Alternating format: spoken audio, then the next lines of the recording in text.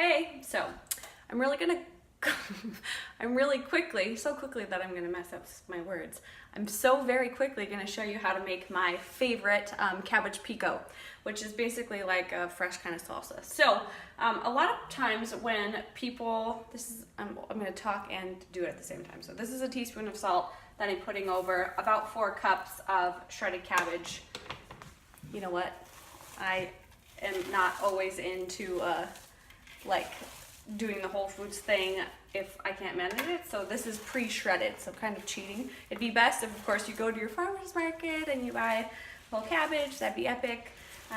But I just bought the bag and I'm getting to town. So a lot of times what people are missing when they take out things like dairy, or you know, they're avoiding categories, or they're watching their calories or things like that, is the sauce, right? It's the cheese sauce, it's the sour cream, it's, you know, whatever else. And so one of my favorite things to do is to try to replace those things that maybe aren't promoting your health, they're increasing inflammation, whatever else, with things that are nutrient dense, right? They're really gonna actually help you out, but they taste delicious. And now you have something to put on that taco, you have something to put on that salad, whatever else it is. So this is the same process that you do when you're making sauerkraut. Which my daughter and I make fairly frequently. You can see a video of that on my microbiome course, how to make all your own fermented foods super easy and cheap. So this is the base, the cabbage, right, of my pico. And you just put the salt on there, and the salt helps kind of release the fluid from the cabbage, and you're gonna massage it for like, I don't know, like 2 or 3 minutes till it gets kind of soft-ish, and that's gonna give you the right texture. And what happens too is it kind of takes that cabbagey bite out of it. And so it really makes it a lot milder tasting, which is fantastic. So that's about, oh, I didn't think it through, and now I have this like garbage on my hand. It's not garbage, it's delicious. And then you're gonna take a couple tomatoes. You can basically add anything to this you want, but this is how I make it. And you're going to scoop out their guts. Like, you don't want the seeds and stuff in there, it's gonna be the wrong texture.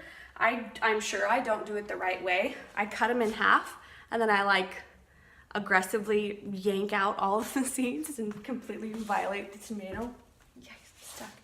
And so we do 2 of them, and then you kind of just dice them up small. You want them like fresh salsa size, which is gonna be like that big. And then you add 1/4 cup of chopped cilantro, which is fantastic, right? Super great for antioxidants. It's got some great nutrient density. If you're one of those people that like pukes when you eat cilantro, I don't put it in there, like if you hate it. And then I do a juice of a whole lime. Now this seems like a lot for some people. We love the lime stuff in here, and all of your limes are gonna be a little different. So you may wanna do half and then give it a taste and then see, you know, if you like it and if you don't, or if you need more, but I'm sure I'm gonna need a whole one. If you're cool and you like spicy stuff, you'll add a whole chopped jalapeno. If you're not, you won't, and it's okay, we can still be friends. And then you mix it up, and then you just have this really super delicious, fresh salsa that could be spicy or it could not.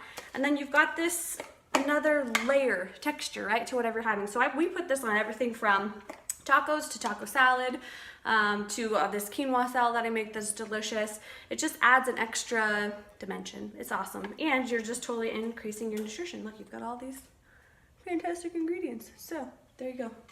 You are welcome. I'm in the kitchen making dinner and realizing that I forgot to explain to you yesterday, making the cabbage salad, which is my favorite, that if you are using it for like tacos or just to eat with chips or something like that, a teaspoon of salt is going to be way too much. It's gonna burn your taste buds off. I was making it to put on a salad as like the main source of dressing, basically. So I would throw a couple tablespoons of that on my salad greens and with all my other stuff, and then a little bit of extra oil and some lemon, and then I had like, you know, my salad dressing basically. But it'll be way too salty, so use more like a 1/4 or a 1/2 teaspoon if you're looking to just use it as a salsa or garnish. So sorry about that.